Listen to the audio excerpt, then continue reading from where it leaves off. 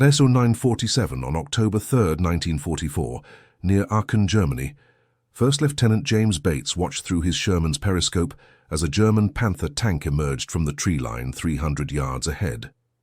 The Panther's long 75mm gun traversed slowly, deliberately, searching for targets. Bates knew the mathematics of this encounter with absolute certainty. His Sherman's 75mm gun could not penetrate a Panther's frontal armor at this range. The shell would bounce off the sloped steel like a stone skipping across water, but the Panther's gun could slice through his Sherman's armor as if it were made of tin. He had perhaps 15 seconds before that German gunner acquired him. 15 seconds to live or die. This is how most Sherman crews died, outgunned, outranged, outmatched. The Panther's turret stopped moving. The gun barrel pointed directly at him now. Bates opened his mouth to give the order to reverse, to flee, to do anything except sit here and wait for the end. Then the Panther exploded. Not from any weapon Bates fired. The German tank simply erupted in a massive fireball, its turret lifting 3 feet off the chassis before crashing back down. Black smoke poured from every hatch.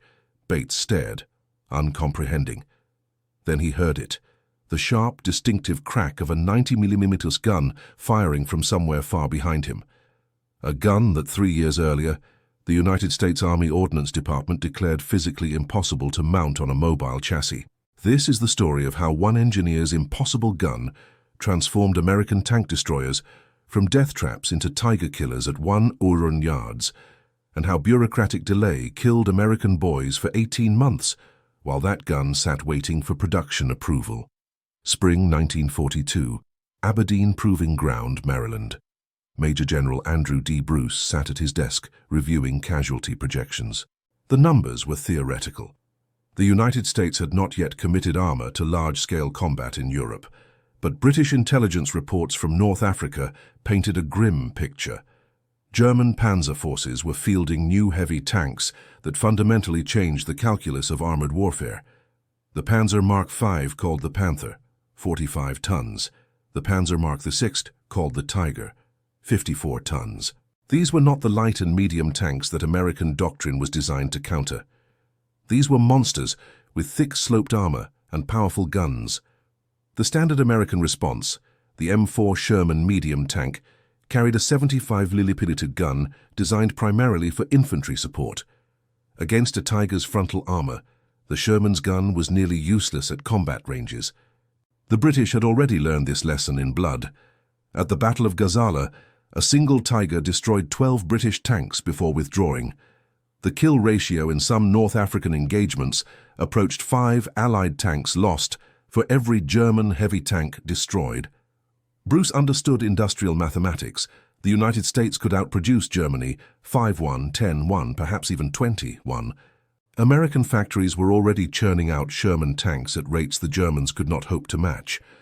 But Bruce also understood something the production statistics did not capture.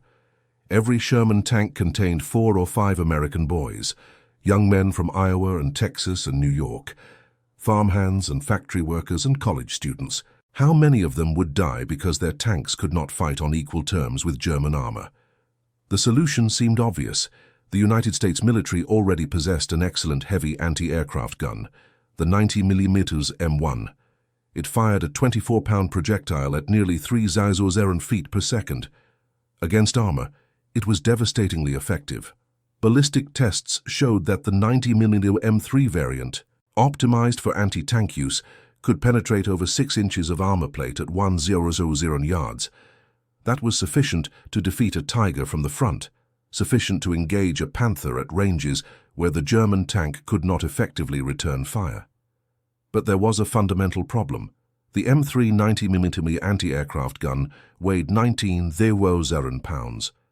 When it fired, the recoil generated forces exceeding 30 tons.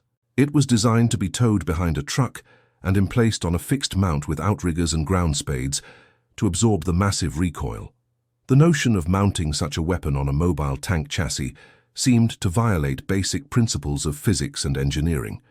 Nevertheless, Bruce directed the Ordnance Department to investigate the possibility. The Ordnance Department was the United States Army's technical and procurement authority. Staffed by experienced engineers, many of them career officers who had spent decades designing and testing military equipment, they were methodical, careful, deeply conservative in their engineering estimates. In June 1942, they delivered their verdict. Mounting a 90mm gun on a medium tank chassis was not feasible with current technology. The report was 37 pages long, exhaustively detailed. The recoil forces would shatter the chassis unless it was reinforced to the point where the vehicle became immobile.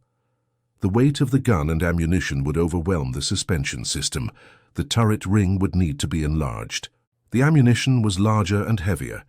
Production retooling would delay Sherman production for months. Each objection was technically valid. Each was supported by calculations and engineering analysis. Taken together, they constituted what the Ordnance Department considered an insurmountable case against the project. Bruce read the report twice, made several notations in the margins. Then he picked up his telephone and placed a call to a civilian engineer working on contract with the tank destroyer program. The engineer's name was Harley Earl, not the famous GM automobile designer, a different man entirely, 38 years old. Before the war, Earl designed industrial machinery, heavy hydraulic presses for manufacturing, conveyor systems for mining operations, equipment that dealt with massive forces and weights. He specialized in what other engineers considered impossible or impractical, finding elegant solutions to problems involving enormous force applied to structures that conventional wisdom said could not handle that force. In 1941, Earl was recruited to work on the tank destroyer program at Aberdeen. When Bruce handed him the Ordnance Department's report on the 90mm gun, Earl took it back to his small office, read it carefully over 3 days, making notes on a yellow legal pad. The Ordnance Department's analysis was correct in its particulars. Each individual objection was valid if one accepted their underlying assumptions, but Earl had built a career on questioning assumptions. On the 4th day, he began sketching. The central insight was this: the Ordnance Department had approached the problem by asking whether you could mount a 90mm gun on an existing tank chassis. Earl asked a different question. What kind of chassis would you need to design to accommodate a 90mm gun? The starting point was the M10 tank destroyer. It already used a modified Sherman hull with a more powerful engine and an open-top turret. The open top was controversial. It left the crew exposed to artillery fragments and small arms fire, but it saved over 2,000 pounds. Weight savings were critical. Earl began with the chassis, additional reinforcements, thicker floor plates to distribute recoil forces, additional cross-bracing in the hull structure, upgraded torsion bar suspension to handle greater weight and shock. The turret presented the real engineering challenge. Earl designed a low-profile, open-topped turret with a distinctive feature, a large box-like bustle extending from the rear of the turret. The bustle served 2 functions. First, it acted as a counterweight to the long, heavy 90mm gun extending forward. The gun barrel and breech mechanism weighed over 2 tons. By placing ammunition storage in the rear bustle, Earl balanced the turret's weight distribution. Second, the bustle provided the additional interior volume needed to store the larger 90mm ammunition. Each round was nearly 3 feet long and weighed over 40 pounds. The bustle could hold 47 rounds. The gun mount itself was the most innovative element. Rather than a rigid mount bolted directly to the turret structure, Earl designed a hydraulic recoil system that absorbed roughly 40% of the firing shock before it reached the chassis. Long recoil cylinders allowed the gun to travel backward nearly 18 inches when fired, transforming the instantaneous force of recoil into a longer, more manageable impulse. The entire system was elegant in its simplicity. No single component was revolutionary, but the integration of all the components created something the Ordnance Department had declared impossible: a mobile platform capable of reliably firing a 90mm anti-tank gun. On paper, the design worked, but paper calculations and physical reality are different things. Earl knew that the only way to prove the design was feasible was to build it. In September 1942, Earl submitted his preliminary designs to the Ordnance Department's review board. The response was swift and negative. The design would be expensive to produce. It would divert resources from Sherman tank manufacturing. The open-topped turret was deemed unacceptably dangerous. The design was unproven and represented an unnecessary risk. But Earl suspected the real issue was institutional. The Ordnance Department had spent considerable time producing a report that declared a 90mm tank destroyer impossible. Approving Earl's design would require them to admit their analysis had been incomplete or flawed. Earl bypassed the Ordnance Department Review Board and appealed directly to General Bruce. Bruce reviewed Earl's designs and asked a series of pointed technical questions. Earl answered each one. Bruce studied the drawings for several minutes. Then he said 4 words: "Build me a prototype." By December 1942, Earl and a small team of engineers at Aberdeen began hand-building what the Army designated the T-71 prototype vehicle. They started with an M10A1 hull. They reinforced the chassis according to Earl's specifications, adding nearly 3/4 of a ton of additional structural steel. They fabricated the turret in sections. The 90mm M3 gun was adapted from an anti-aircraft mount with Earl's hydraulic recoil system installed. The work was painstaking. This was not a production line assembly. Every component was custom-fitted. Problems emerged constantly. Earl and his team worked 12-hour days, 7 days a week. By early January 1943, the prototype was complete. On the morning of January 23, 1943, the T-71 prototype rolled under its own power to Aberdeen's proving ground firing range. The temperature was 12 degrees Fahrenheit. Ice covered the ground. Earl stood 50 yards from the prototype with General Bruce and a delegation of Ordnance Department officers. The test crew, volunteers from the Aberdeen garrison, climbed into the vehicle. The gunner loaded a 90mm armor-piercing round. Earl had performed the calculations hundreds of times. He had checked and rechecked every weld, every structural member, every component. He was 95% certain the chassis would hold. But 95% was not 100%. If the chassis failed catastrophically, the crew could be injured or killed.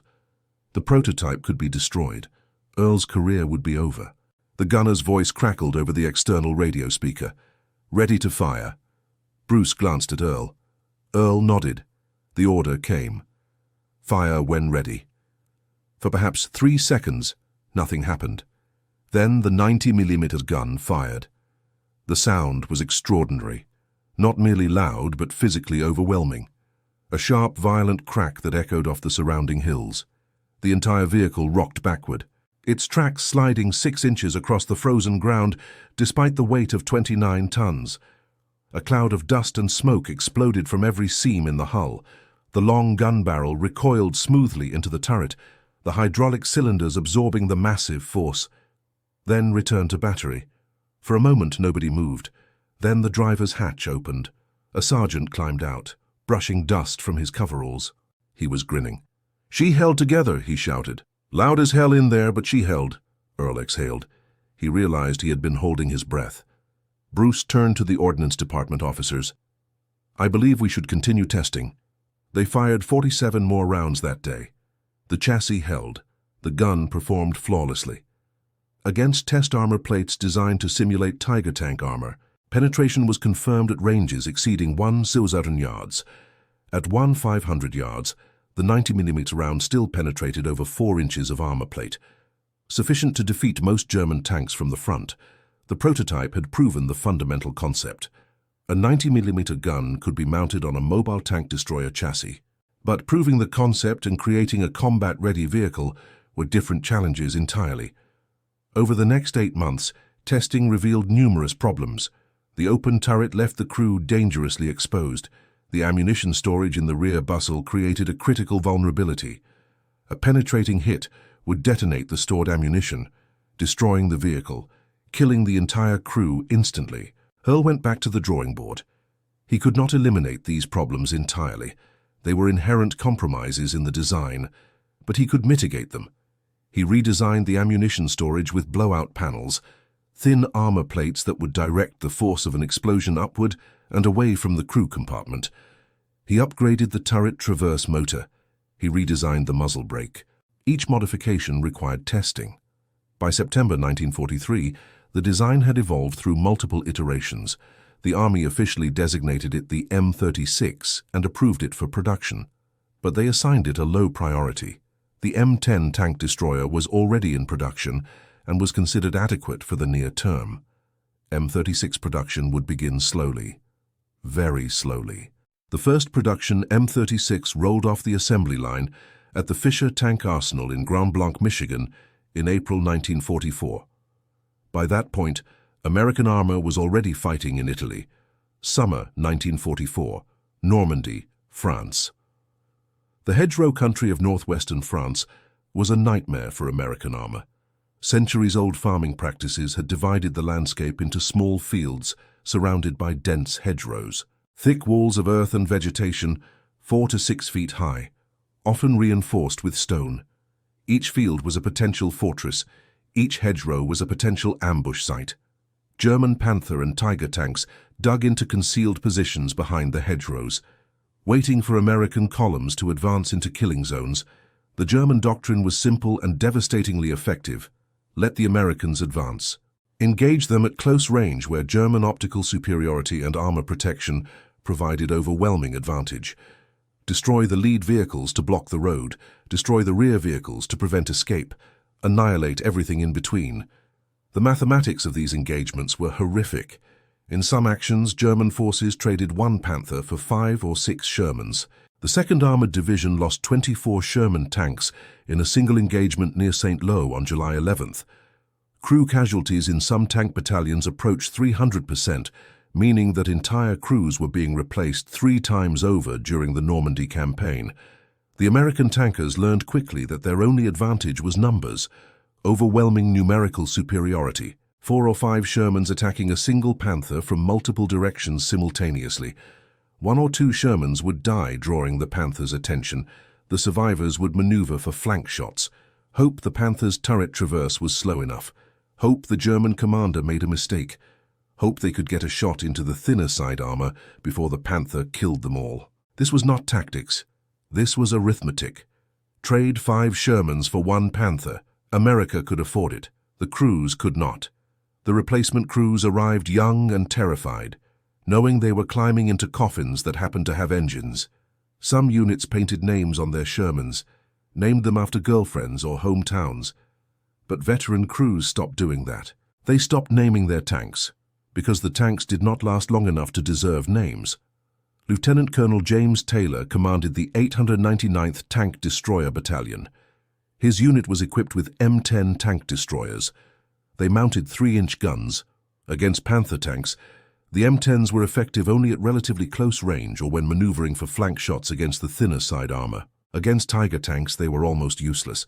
The Tiger's frontal armor was too thick for the 3-inch gun to penetrate reliably at any practical combat range. On August 8th, near Mortagne, Taylor's unit engaged 5 Tiger tanks defending a ridgeline. The engagement lasted nearly 2 hours. The M10s maneuvered constantly, trying to get into flanking positions where their guns might penetrate the Tiger's side armor. They succeeded in destroying 1 Tiger. They lost 6 M10 tank destroyers. 11 men were killed. 17 were wounded. Taylor wrote in his after-action report, "We are bringing knives to a gunfight. The enemy has weapons that outrange and outmatch ours. Our crews fight with tremendous courage, but courage cannot defeat physics. We need better guns." His report went up the chain of command. Similar reports were arriving from other tank destroyer battalions, from tank battalions, from infantry divisions that relied on American armor for support. Where are the M36? The answer came back. Still in production, limited numbers available, maybe by October. The production delays were not the result of technical problems. The M36 design worked. The delays were bureaucratic and logistical. Retooling factories to produce M36s instead of M10s required time and resources. Sherman production remained the absolute priority. September 25, 1944. The first M36 Jackson tank destroyers arrived at the front. The Army had officially named the vehicle after Confederate General Thomas Stonewall Jackson. The crews immediately started calling it the Jackson. Taylor's 899th Tank Destroyer Battalion received 18 M36s, barely half their authorized strength. But the crews treated them like gold. Staff Sergeant Robert Early, who had been fighting in an M10 for 8 months, climbed into an M36 for the first time. The interior was cramped, smelled of oil and steel. The 90mm gun dominated the fighting compartment. But when Early looked down the gun tube, when he saw the size of the 90mm ammunition, he felt something he had not felt in months: hope. "I looked at that 90mm gun," he wrote years later, "and I thought, finally we have something that can fight back on equal terms."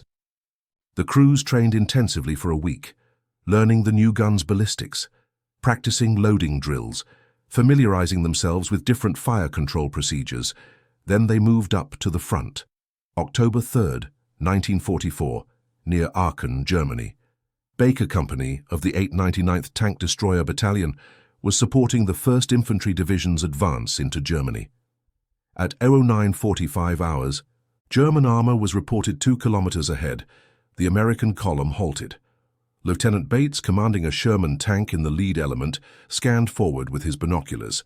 3 M36 Jacksons from the 899th were positioned 100 yards behind his Sherman, deployed in a slight depression that provided hull-down cover. At 09:47 hours, a German Panther tank emerged from a tree line 300 yards ahead of Bates's position. The Panther's commander must have seen the American vehicles immediately. The long 75mm gun began to traverse, searching for a target. Bates knew exactly what happened next. At this range, his Sherman's 75mm gun could not penetrate the Panther's frontal armor, but the Panther's gun would cut through his Sherman's armor like paper. He ordered his driver to reverse, trying to create distance. The Panther's turret stopped traversing. The gun barrel pointed directly at Bates's Sherman. He opened his mouth to give another order. The Panther exploded. The detonation was massive, a fireball that engulfed the entire vehicle. The turret lifted 3 feet off the chassis, blown upward by the force of ammunition cooking off inside, then crashed back down. Black smoke poured from every hatch. Bates heard it, the sharp, distinctive crack of a 90mm gun firing from behind and above him. One of the M36 Jacksons, commanded by Sergeant First Class Harold Hightower, had fired from its position 1,000 yards behind the Sherman column. At that range, with a skilled gunner, the 90mm M3 gun could punch through even a Panther's frontal armor. The armor-piercing round punched through the side hull, penetrating the ammunition storage. The secondary explosion tore the Panther apart from the inside. The German crew had no chance. Bates climbed out of his Sherman on shaking legs. He walked back to the Jackson's position. Sergeant Hightower was standing in the turret, his loader beside him, both scanning for additional targets. "You saved my life," Bates said. Hightower glanced down at him. The sergeant's face was smudged with powder residue. "That's what this gun is for," Hightower said. "About damn time we got one that could do the job." Over the next 6 months, M36 Jacksons established themselves as the most effective American tank-killing vehicle of the European theater. The 701st Tank Destroyer Battalion, the first unit to be fully equipped with M36s, recorded 36 confirmed kills of German heavy armor between October 1944 and March 1945. 23 Panthers, 11 Tigers, 2 King Tigers. They lost 9 M36s in return, a kill ratio dramatically better than any other American armored vehicle achieved against German heavy tanks. The 899th Tank Destroyer Battalion, Taylor's unit, claimed 41 confirmed heavy tank kills by war's end. Other units reported similar success. The statistics validated Earl's design. At ranges exceeding 100 yards, the M36 could engage German heavy tanks on equal terms. The gun that the Ordnance Department declared impossible to mount on a mobile chassis was killing Tigers from distances where the Tigers could barely identify their targets. But the M36 was not invincible. The open-top turret remained a critical vulnerability. Artillery fragments killed or wounded crew members who had no overhead protection. In urban fighting, German infantry dropped grenades into open turrets from upper-story windows. On November 22, 1944, near Marode, Germany, an M36 commanded by Sergeant William Brewer was hit by an 80mm round from a concealed Tiger tank. The round penetrated the turret bustle, detonating the stored ammunition. The explosion was catastrophic. The turret was blown completely off the hull. Landing 15 feet away, all 5 crew members were killed instantly. The open turret design also proved problematic in winter combat. December 1944 was bitterly cold in the Ardennes. Temperatures dropped below 0 Fahrenheit. Crews in enclosed Shermans suffered from the cold. Crews in open-top Jacksons suffered more. Frostbite became a significant problem.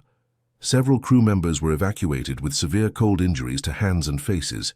Yet despite these vulnerabilities, the M36 proved its worth again and again. During the Battle of the Bulge, Germany's last major offensive in the West, M36 Jacksons played a crucial role in blunting the Panzer spearheads. On December 20th near Bastogne, a platoon of 4 M36s from the 705th Tank Destroyer Battalion engaged a column of German armor trying to break through to the encircled American forces. The engagement lasted 30 minutes. The Jacksons destroyed 3 Panther tanks and 2 Panzer IV tanks from ranges between 800 and 200 yards. The German column withdrew. In January 1945, during the Allied counter-offensive after the Bulge, M36s supported the advance into Germany.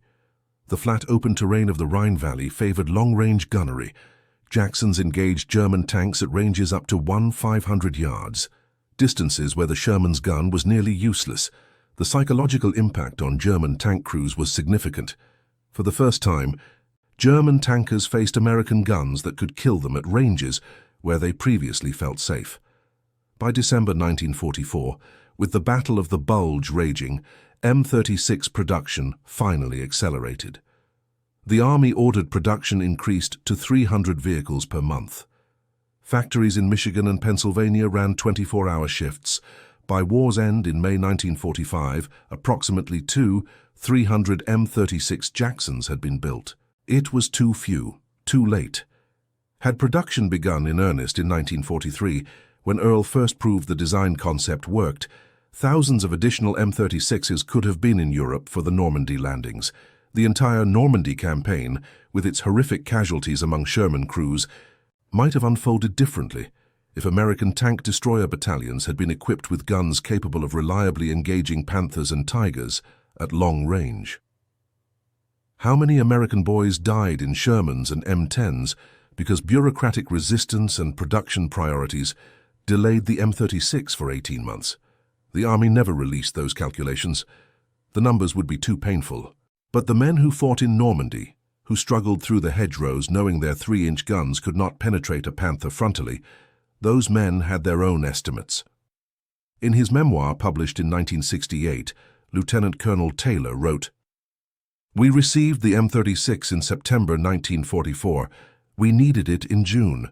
How many of my boys died in those 3 months because someone decided production priorities put a better gun at low priority? I will never know, but I see their faces." Earl received a commendation from the Ordnance Department in June 1945.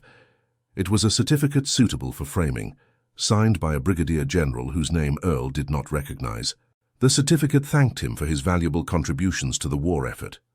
Earl received no promotion, no bonus, no public recognition. His name did not appear in newspapers. No documentary films mentioned him. In the official Army histories of the tank destroyer program, his contribution was reduced to a single sentence in a footnote: "Design modifications by civilian engineer H. Earl." After the war, Earl returned to civilian life. He went back to designing industrial machinery in Pennsylvania, heavy presses, conveyor systems, mining equipment. He avoided talking about his war work. In 1967, a journalist researching a book on American armored vehicles tracked Earl down. The journalist had found references to Earl's work in declassified Ordnance Department files. He wanted to interview Earl about the M36 development. Earl agreed to meet. The interview lasted 2 hours. Only a small portion appeared in the published book, but the journalist's notes survived in an archive. In those notes, Earl is quoted as saying, "I am proud we built it. I am proud the boys who used it had a better chance of coming home, but I am angry that it took so long to get there." A lot of boys died in the meantime because people in positions of authority could not admit they were wrong about what was possible. They said it could not be done. When I proved it could, they did not want to admit their analysis was incomplete. Institutional pride killed American soldiers. That is what I believe. Earl died on March 14, 1974, in Harrisburg, Pennsylvania. He was 70 years old. His obituary in the local newspaper mentioned that he was a mechanical engineer who worked on military projects during World War II. It did not mention the M36. It did not mention the thousands of American tank destroyer crews who fought in vehicles designed around his impossible gun. At his funeral, one of the attendees was a retired Army sergeant named Robert Earl, the same man who climbed into an M36 for the first time in September 1944 and felt for the first time in months that he had a fighting chance. Earl traveled from Ohio to attend. He had never met Earl during the war. He learned of Earl's death from a newspaper article that mentioned his work on tank destroyers. "I wanted to pay respects," Earl told Earl's widow. "Your husband's design saved my life. Probably saved it a dozen times. I just wanted someone in his family to know that." The M36 Jackson continued in service long after World War II ended. The vehicle fought in Korea, where its 90mm gun proved highly effective against North Korean T-34-85 tanks. In July 1950, near Taijeon, a platoon of M36s from the 78th Tank Battalion destroyed 7 T-34-85 tanks in a single engagement, halting a North Korean advance. The Jackson's ability to engage enemy armor at long range proved as valuable in Korea's hills and valleys as it did in Europe's fields and forests. Surplus M36s were sold or given to Allied nations under military assistance programs. Yugoslavia received M36s in the 1950s and operated them until the 1990s. During the Yugoslav wars of the 1990s, M36 Jacksons, 50 years old by then, still saw combat. Pakistan received M36s in the 1950s and operated them far longer than anyone expected. The last M36 in active military service with any nation was retired by Pakistan in 2016, 72 years after Earl proved the design could work. The basic principle Earl pioneered, mounting the most powerful available gun on a mobile, lightly armored chassis, optimized for the gun rather than trying to fit the gun onto an existing design, became foundational to post-war tank destroyer and assault gun doctrine. But Earl's real legacy is simpler and more human. Sometimes impossible just means difficult. Sometimes the only thing stopping us from solving a problem is the conviction that the problem cannot be solved. Sometimes institutional authority is wrong, and a stubborn engineer with a slide rule is right. The United States Army Ordnance Museum at Aberdeen Proving Ground, Maryland. An M36 Jackson sits in the main exhibition hall. Its long 90mm gun angled slightly upward, as if still scanning for targets. The vehicle is restored to pristine condition. The olive drab paint is fresh. The white star on the hull is carefully stenciled. A placard beside the vehicle provides basic information. Weight 29 tons. Crew 5 men. Main armament 90mm M3 gun. Maximum armor 50mm. Production approximately 300 vehicles between April 1944 and June 1945. At the bottom of the placard, a single sentence. Design modifications by civilian engineer H. Earl, 1942-1943. That is the entirety of Earl's recognition in the official record. One sentence, 14 words. The story of the M36 Jackson is not primarily a story about technology. It is a story about institutional failure and individual persistence. It is a story about the cost of bureaucratic caution. In the spring of 1942, when the Ordnance Department declared that mounting a 90mm gun on a tank destroyer chassis was impossible, they were not being malicious. They were not incompetent. They were experienced engineers applying conventional analysis to a difficult problem. Their analysis was thorough, methodical, logical. It was also incomplete. They asked whether the gun could fit on an existing chassis. They did not ask what chassis you would need to build to accommodate the gun. That distinction seems trivial. It is not. It represents a fundamental difference in engineering philosophy. One approach accepts constraints as immutable. The other approach treats constraints as variables to be managed. Earl understood this distinction instinctively. His entire career had been built on solving problems that conventional wisdom said could not be solved. When someone told him a particular machine could not handle a particular force, he did not accept that limitation. He asked what modifications would allow the machine to handle that force. This was not optimism.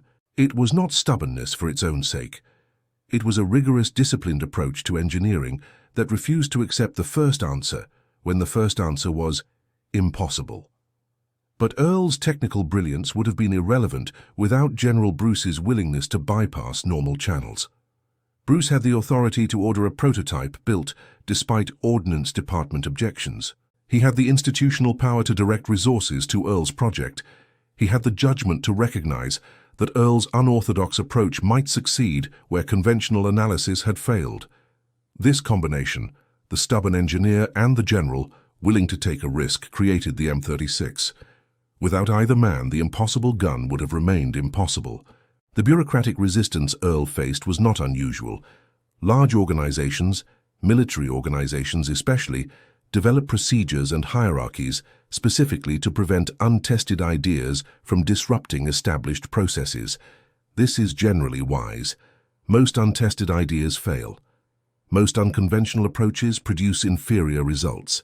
The Ordnance Department's caution was based on decades of experience with engineers who promised revolutionary designs that never worked as advertised. But this institutional conservatism has a cost. When the Ordnance Department rejected Earl's preliminary designs in September 1942, they delayed the M36 program by approximately 1 year. When production priority was set low, even after the design was approved, another 6 months vanished. Those 18 months, from September 1942 to March 1944, represent the gap between when the M36 could have been in production and when it actually entered production. By June 1944, when American forces landed in Normandy, the United States could theoretically have had thousands of M36 Jacksons in service if production had begun immediately after Earl proved the concept in January 1943. Instead, the first M36s reached the front in late September 1944. 4 months after D-Day. 3 months after the worst of the Normandy hedgerow fighting. How many American armored vehicle crew members died in those 4 months who would have survived if their vehicles had mounted 90mm guns? The numbers are unknowable, but they are not zero. Earl knew this. In the few interviews he gave, he returned repeatedly to the theme of the production delay. He was sad. He was frustrated. He felt that he had done his job, had proven the impossible was possible, and that the system had then failed to act on that proof with sufficient urgency. He was right. If this story moved you the way it moved us, do me a favor. Hit that like button. Every single like tells YouTube to show this story to more people. Hit subscribe and turn on notifications. We're rescuing forgotten stories from dusty archives every single day. Stories about engineers who challenged impossible. Stories about soldiers who fought with inadequate weapons. Stories about bureaucracy that killed American boys. Drop a comment right now and tell us where you're watching from. Are you watching from the United States, United Kingdom, Germany, Australia? Our community stretches across the entire world. You're not just a viewer. You're part of keeping these memories alive. Tell us your location. Tell us if someone in your family served in armor. Just let us know you're here. Thank you for watching. And thank you for making sure Harley Earl and the men who fought in his impossible gun don't disappear into silence. These men deserve to be remembered, and you're helping make that happen.